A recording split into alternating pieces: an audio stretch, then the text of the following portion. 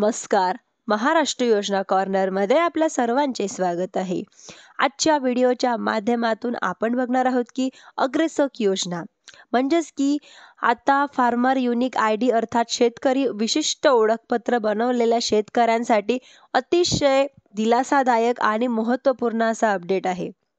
म्हणजेच की आता फार्मर आयडी जनरेट झालेल्या शेतकऱ्यांना आता केंद्र शासनाच्या माध्यमातून ऑनलाईन पद्धतीने केसीसी पशु केसीसी देण्यात सुरुवात करण्यात आलेली आहे आणि यांच्यासाठी जनसमर्थक केसीसी हे पोर्टल देखील सुरू करण्यात आलेलं आहे. यांच्या संदर्भातील एक महत्त्वाची अशी माहिती आपण आजच्या व्हिडिओमध्ये बघणार आहोत. तुम्ही जर माझ्या चॅनलवरती पहिल्यांदा आला असाल तर चॅनलला लाईक, सबस्क्राईब आणि शेअर करायला विसरू नका, जेणेकरून अशीच महत्त्वपूर्ण अपडेट्स तुम्हाला पुढे देखील मिळत राहतील.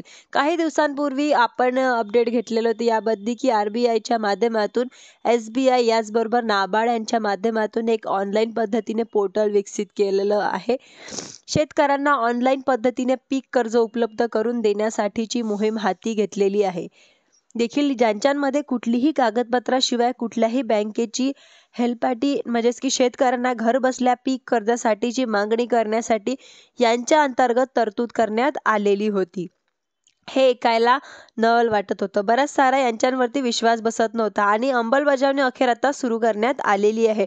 अंमलबजावणी करत असताना आपण पाहिलेले की ग्रेस टॅगच्या अंतर्गत जो फार्मर आयडी जनरेट केला जातोय, या फार्मर आयडीचं महत्त्व म्हणजेच की सर्व शेतकऱ्यांना सांगण्यात आलेलं आहे की महत्त्व आता शेतकऱ्यांना समजून घेण्यात यायला हवं की पीक विमा भरत असताना व कृषी योजनांचे लाभ घेत असताना हे सर्व आता ग्रीस्टॅकच्या फार्मर आयडी नुसार दिले जाणार आहेत.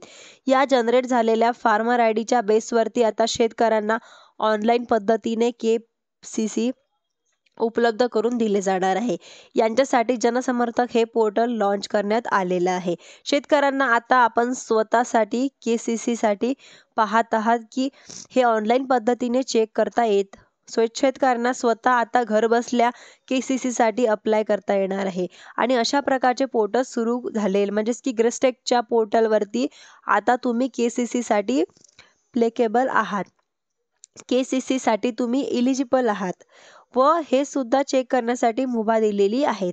ज्या ठिकाणी आपण आपल्या ग्रीस्टॅकच्या पोर्टलवरती नोंदणीची स्थिती पाहत होतो, या ठिकाणी तुम्हाला केसीसीसाठी तुमची इलिजिबिलिटी आहे का नाही हे सुद्धा पाहायला मिळणार आहे व पोर्टल सुद्धा उपलब्ध करून देण्यात आलेलं आहे. पशु केसीसी त्याचबरोबर इतर जे पायाभूत सुविधांचे कर्ज असतील, अशा प्रकारचे 6 उपक्रम यांच्या माध्यमातून राबवले जातात. 250 पेक्षा जास्त बँका यामध्ये RBIच्या माध्यमातून जोडण्यात आलेल्या आहेत.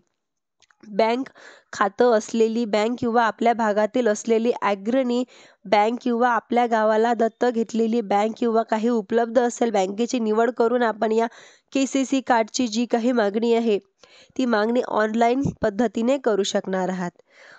म्हणजेच की ऑनलाईन पद्धतीने अर्ज कसा करायचा, केसीसी अप्लाय कसं करायचं, हे जर तुम्हाला माहीत करून घ्यायचं असेल तर व्हिडिओमध्ये नक्की कमेंट करून सांगा, म्हणजे मी पुढच्या व्हिडिओमध्ये नक्की सांगेल.